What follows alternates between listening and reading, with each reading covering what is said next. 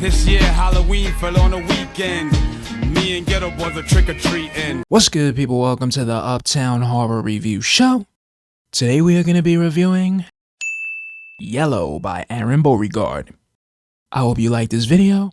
I hope you leave a comment. And if you haven't already, please subscribe to my motherfucking channel. Let's just get right into it. So in this book, we are following my man Oliver. After years of saving up their money, Oliver and his wife Lydia have finally completed their lifelong goal, and they've opened up a convenience store in the inner city. So they set up this deal with the landlord where they get to live in the apartment right above the convenience store, and things could not have worked out more perfectly, man. These people could not be happier.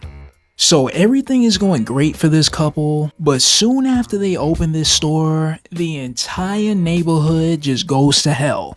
Crime fucking skyrockets, street gangs take over the city, people are getting mugged left and right, and for some reason, all of the thugs in this neighborhood, they just love to fuck with Oliver, man. They'll fucking come in his store, they'll steal shit, they'll smack him around, they'll humiliate him in front of his wife. But Oliver is too afraid to do anything about it.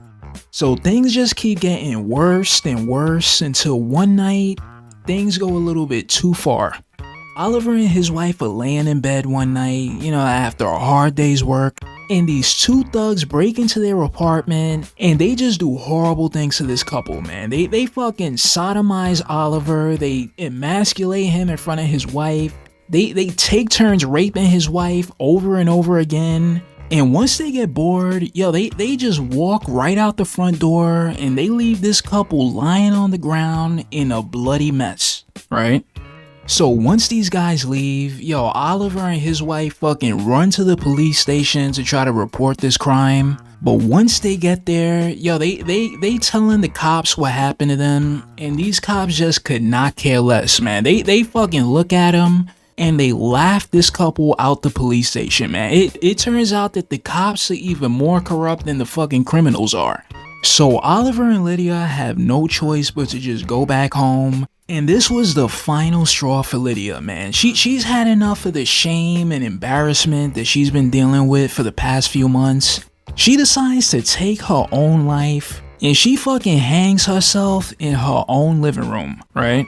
So Oliver walks into the living room and he sees his wife just hanging there fucking dead as a whistle, and it all hits him. He's like, I've been a fucking shriveling coward for my entire life, and it led to my wife killing herself. It's time for me to man up, man. I'm gonna burn this entire town to the ground, and I'm gonna make these motherfuckers regret ever fucking with me. So Oliver gets his hands on this entire arsenal of weapons, and he's just gonna torture and kill anyone who has ever done anything wrong to him. And he's gonna avenge his wife's death in the most brutal way you could possibly think of. So he's taking out the street gangs, he's killing all the cops who laughed at him and his wife. And for the rest of the book, we watch this weak, cowardly man turn into this fucking unstoppable, merciless killing machine. And that's the book, man.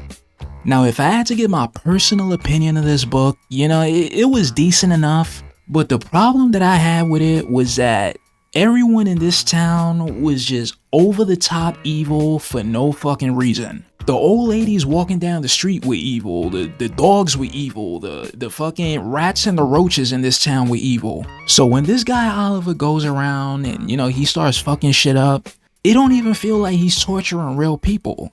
This book was supposed to be this riveting revenge story, but it just winds up feeling like a kid just hopped on Grand Theft Auto and he just started killing everything in sight, like after a while you just feel disconnected from the whole thing because it's just so over the top.